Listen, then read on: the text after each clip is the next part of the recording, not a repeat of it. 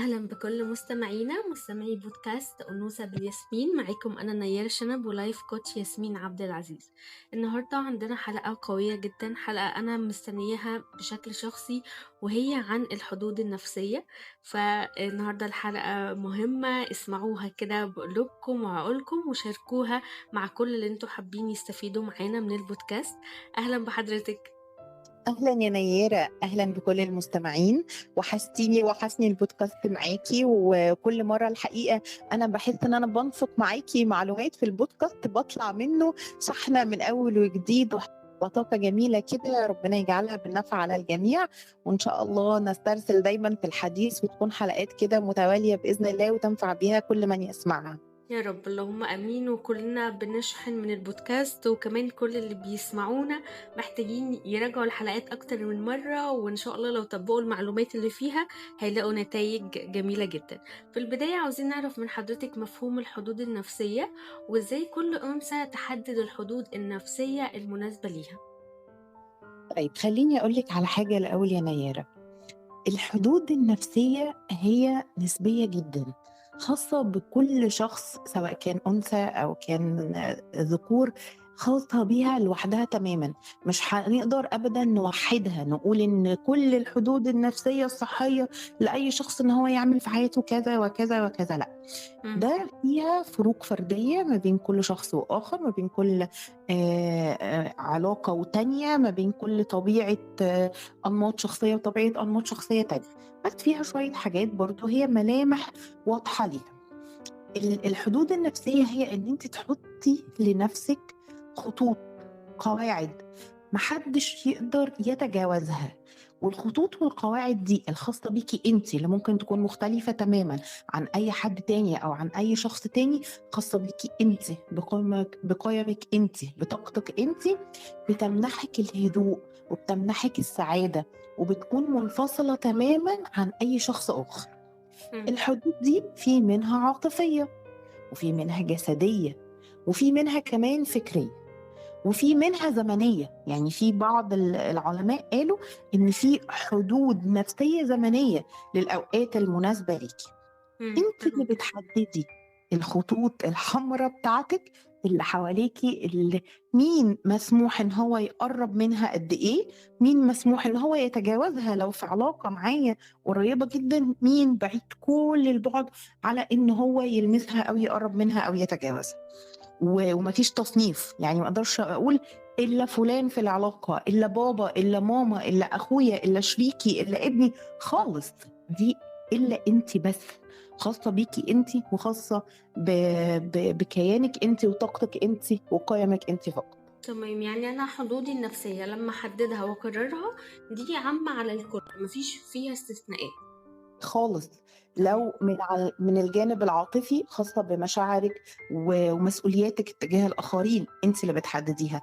لو على الجانب الزمني، خاصة بالوقت اللي بتحدديه لتواصل الآخرين معاكي، وده مناسب ليكي أو لأ، والوقت اللي بتحدديه لنفسك اللي محدش ينفع يشاركك فيه.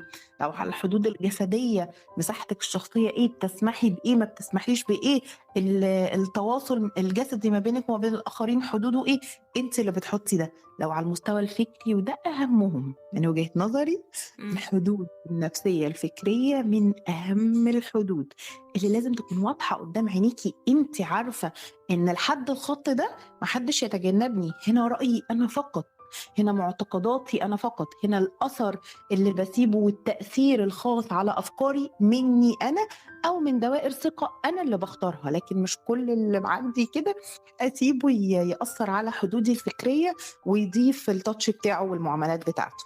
حلو جدا.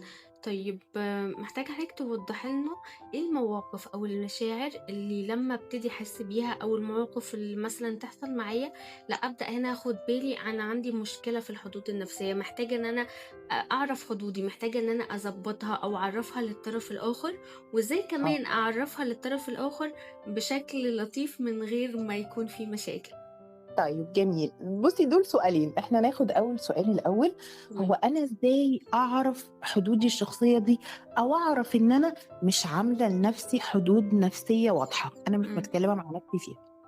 لما الاقي نفسي بتاثر باراء الاخرين يا نيره، بيكون إمم. عندي خوف من تقييمهم، بيكون عندي انزعاج من إن هم يحطوني في قدر غير القدر اللي أنا عايزة أشوف نفسي فيه، لما باكون خايفة على خسارة علاقاتي بيهم، أنا حريصة طول الوقت وبابذل، حتى لو بابذل على حساب نفسي عشان خاطر أحافظ على وجود العلاقة دي، مش اتزانها، لأ إنها تكون علاقة قائمة أصلًا.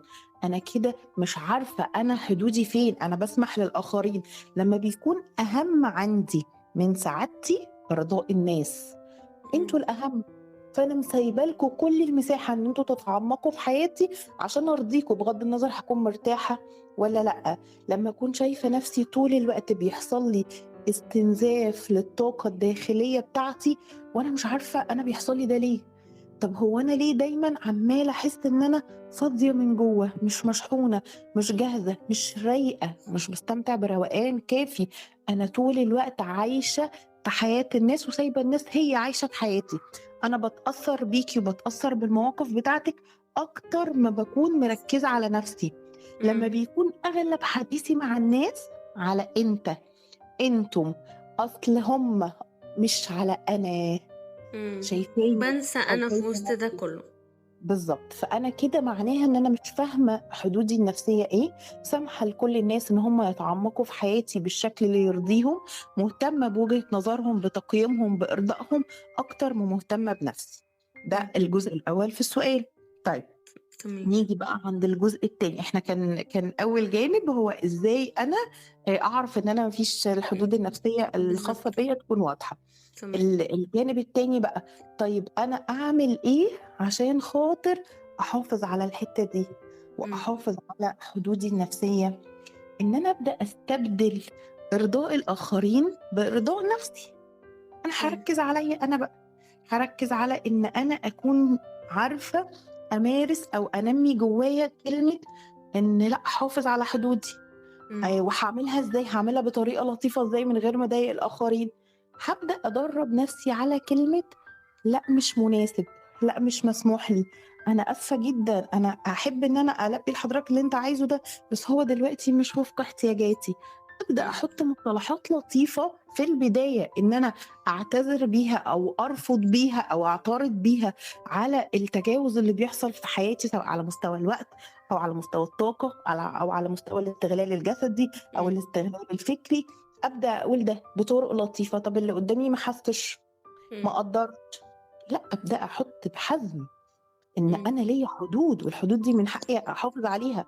طب ما ياسمين الكلام ده ممكن يحصل مع العلاقات الأولى في حياتنا، يعني أنا بالضبط. إزاي أقول لشريكي في العلاقة إن أنت جاي عليّا؟ ما هو أنا أو هاقولها والدي أو والدتي مثلًا. أو والدي أو والدتي أو إمم. أخويا أو بنتي أو ابني. أنا بالضبط. الأول باقول الكلام ده بلطف إمم. وبإحسان وبطرق ألطف ما أستخدم من المصطلحات، ما كانش.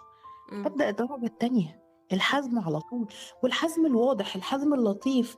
خدي بالِك دايمًا في التغيير بيزعج اللي حوالينا، إمم. خاصةً لمّا بتطلعيه من دايرة الارتياح. هو أنتِ ليه المرّة دي مش بتسامحي؟ ما أنتِ بتسامحي على طول. ليه إمم. المرّة دي مش بتردّي عليَّ من أول رنة وبتقولي لي إنِّك مش فاضية وعايزاني لمّا أتصل بيكِ في وقت تاني؟ ما أنتِ طول عمرِك بتردّي على طول وبتسيبيني أتكلم 5 ساعات في مشكلة خاصة بيّا. ليه بالضبط. دلوقتي بتقولي إن وقتِك مش مناسب؟ فيبدأوا ينزعجوا ويرفضوا إن أنتِ تعملي لنفسِك مساحة. إمم. إصرارِك على موقفِك بلطف وبإحسان هو اللي بيخلّي الأشخاص اللي حوالينا يآمنوا بالتغيير أو يسلّموا للتغيير اللي أنتِ حاطاه، ويعرفوا إن دي النسخة الجديدة منِّك وخلاص هو ده اللي موجود عليه. حلو. تثبّتي ثقتِك بنفسِك. دايمًا بيحصل لنا في الأول لمّا بنبدأ مرحلة التغيير لوضع الحدود النفسية إمم. حالة من الإحساس بالذنب. إيه بالضبط. ده! يعني هي مثلًا صديقتي دي متعودة إنها تتصل بيّا وتفضفض ب10 ساعات، وأنا إمم. باسمع لها كل مشاكلها وأخلّص معاها وأبقى أنا خدت منها كل الطاقة السلبية، بس معلش، فأنا هاجي دلوقتي أرفض ده، هي هتفضفض مع مين؟ لأ، أنتِ ممكن في البداية تقبّلي الإحساس ده وسريعًا ما بيتلاشى، لإن أنتِ بعد كده بتتعلمي إن أنتِ كمان ليكِ حدود نفسية ما ينفعش إنها تتخطاها، وأنتِ كمان مش جاهزة لاستقبال الطاقة السلبية دي في وقت معين. فبيكون الأول في درجة كده من الإحساس بالذنب واللوم، بعد شوية بنبدأ نفهم إنها لأ مش في مكانها، أو بنعتادها أو بنسمح بيها إنها تتلاشى مع حالها. يبقى أولًا إن إمم. أنا أكون واعي لحدودي النفسية إيه هي وفاهمها وشايفها بوضوح، الدرجة الأولى. تاني حاجة إن أنا أبدأ أنفق على نفسي إن أنا أحافظ على الحدود دي في العلاقات اللي موجودة في حياتي بلطف وبإحسان، دي رقم 2.